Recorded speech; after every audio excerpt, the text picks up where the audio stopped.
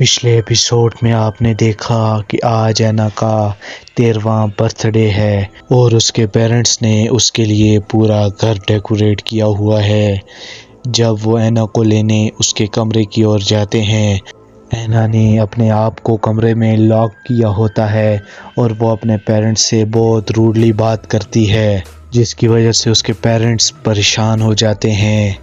ऐना का ये बिहेवियर जब वो एक गार्डन में खेल रही थी तो उसे एक क्लाउन डॉल नज़र आई। उसने उसे उठाया। उसके बाद से ही उसके बिहेवियर में चेंजेस आने लगे। वो क्लाउन डॉल कुछ अजीब सी थी। कभी वो एक डॉल में तब्दील हो जाती,